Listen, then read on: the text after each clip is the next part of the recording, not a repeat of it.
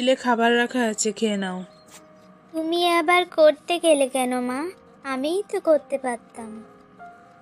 তুমিই তো সব সময় করো মা। আমি একদিন করলে কিছু হবে না, কোমর ভেঙে পড়বে না আমার।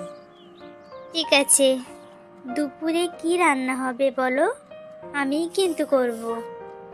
সে দেখা যাবে। আগে বলো দেখি, মুখটা অমন করে রেখেছো কেন?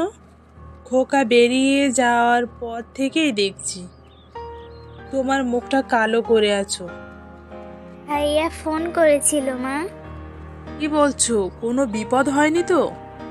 না মা, ভাইয়ার ছেলে হয়েছে, তাই আমাদের সবাইকে যেতে বলছে।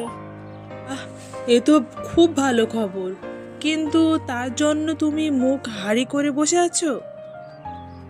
না মা, তোমার ছেলেকে তো তুমি জানো মা, কাজ ফেলে রেখে কোথাও যেতে চায় না। সত্যি বাবা, ছেলেটাও হয়েছে কেমন যেন। নতুন বিয়ে হয়েছে, কোথায় গিয়ে ঘুরে বেড়াবি তা না, সারা দিন অফিসে বসে থাকবে। হ্যাঁ মা, আমি কিছু বললেই বলবে একাই চলে যেতে, কিন্তু বিয়ের পর কি একা যেতে ভালো লাগে বলো? সত্যিই তো। ছেলের বাচ্চাকে দেখে ওখান থেকে তুমি বরং বাপের বাড়ি চলে যেও। তাদের তো তোমাকে দেখতে ইচ্ছে করে নাকি? হ্যাঁ মা, কিন্তু আমি জানি তোমার ছেলে কিছুতেই যেতে রাজি হবে না, নিজেও যাবে না, আমাকেও যেতে দেবে না। শোনো, ওর কথা অত অক্ষরে অক্ষরে পালন করতে হবে না, তুমি একাই চলে যাও। না মা, আমি একা যাব না, ও গেলে তবেই যাব, না হলে না। আমি কাল ভাইয়াকে ফোন করে বলে দেব।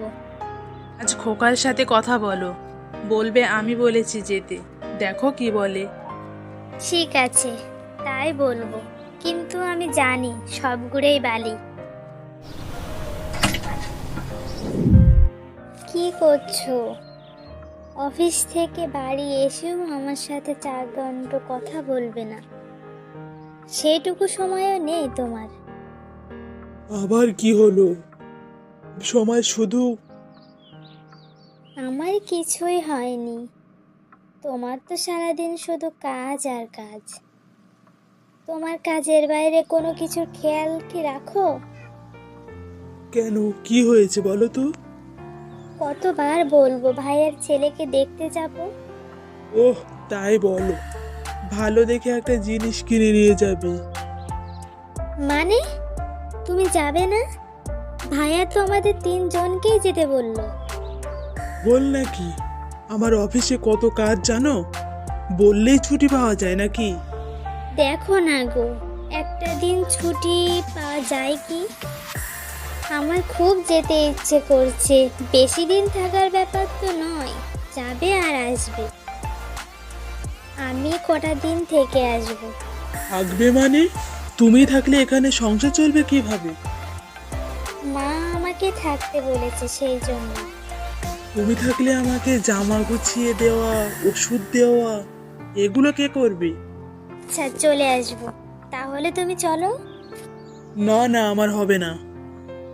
কি ব্যাপার কি বৌমা, ছেলের সাথে যাওয়া নিয়ে ঝামেলা করছো? কাজ বাজ করবে না নাকি? রোজ রোজ কি আমারই করতে হবে? পরে করব। পরে বললেই হবে? রান্না করতে যাও, বাপের বাড়ি যাওয়া হবে না। কেন, তুমিই তো বললে মা। যখন বলেছি তখন বলেছি, এখন করো, যাও। কাছে তুলে দিয়ে মই কেড়ে নেওয়া, তাই না মা? আমার তো মুখে খুব বল ফুটেছে দেখছি। তো ঠিক বলেছি মা, আর হ্যাঁ, কোনো কাজ আমি করতে পারবো না, তুমি আমাকে কাজের লোক পাওনি বুঝলে, নিজে গিয়ে সব করে নাও। মনে রাখবে, আমি তোমার চাকর নয়। বলছো তুমি?